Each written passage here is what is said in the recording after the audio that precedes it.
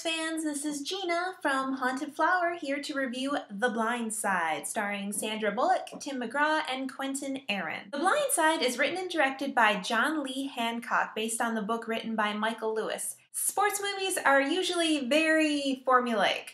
There's a team of underdogs and they're poor or untalented, they can't get along, they're having issues with racism, and then one coach is brought in to unite the team, teach them life lessons and bring their grades up, show them how to meet girls, give stirring pregame and halftime discussions, horns in the background, and chanting and clapping. And who could forget the last second play, right at the buzzer?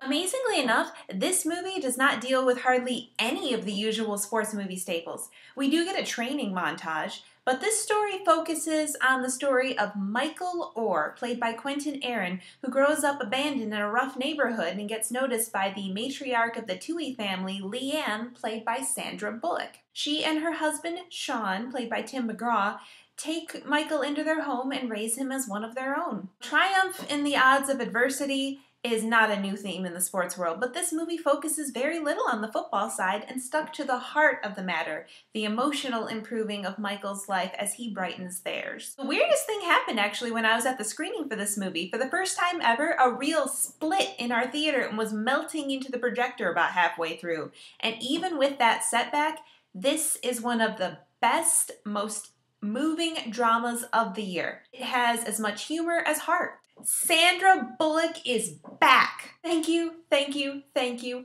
I've missed you, Sandra Bullock. That quirky sense of humor, that ultimate confidence and stubbornness and determination she displays in leading her family, she never wavers, and if she encounters negativity, she changes their mind or takes them out of the equation completely. She's a beautiful, strong woman, and she takes care to hide her emotions when she's feeling like she is too vulnerable and exposed, but you can always see it shining out of her eyes. It's been a long time since Sandra Bullock has nabbed a real quality role, and this movie reminds us what she can do and makes us fall in love with her all over again. A really nice surprise is Quentin Aaron, who plays Michael Orr. He's a relatively unknown actor, unless you remember him as a bouncer on an episode of Law & Order 2 years ago. This role puts him on the map in a big way. Literally, he's a big guy.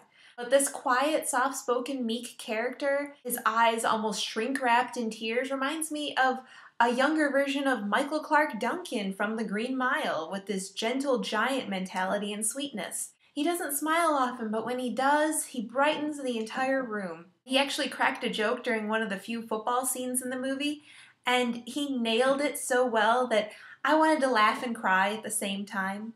It'd be really easy to overplay the role of Michael Orr and make it too cheesy, or underplay it and make it boring or worse, like sullen. And Quentin Aaron does neither. He's a natural, and his performance is so heartwarming. If you aren't moved by this movie, then you should be checked for like reptile skin under your face, like in that new TV series V, because you might not be human.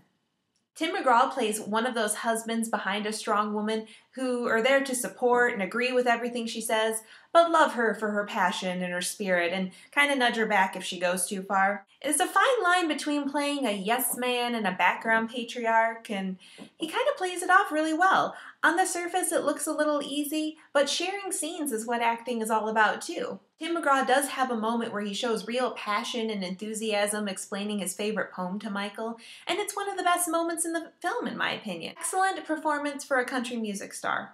SJ, played by Jay Head, is a little pistol and probably gets the majority of the laughs in the film, and this little kid's enthusiasm is utterly contagious, especially during the training montage. Kathy Bates shows up in the last act of the movie right around the time that you kind of forget that she's billed to be in it. Watch the credits at the end of the movie. They show real pictures of the family and everyone who's involved in this real story. She is the perfect physical casting for that lady because she plays the tutor of Michael. She looks dead on. Kathy Bates gets to be really funny, and she had the whole audience in stitches in one scene in particular. She does an excellent job. Not just another sports movie, this one is accessible to all types of people, all walks of life, and you only need be human to feel this one. I came to the theater in a pretty depressed mood, but left feeling touched and uplifted by this touching account of a true story of this football player. I went in fearing I was going to get this recycled tin can of a sports movie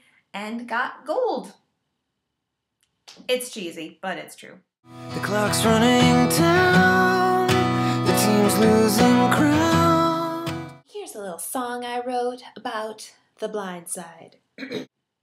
If you like Tim McGraw, you should go see The Blind Side. Sandra Bullock does an amazing job. Makes us almost forget all the crappy other stuff she's done. And if you like happiness, watch Michael Orr go to Ole Miss and wear that M on his chest instead of that big old striped shirt. And if you like Tim McGraw, you should see this film.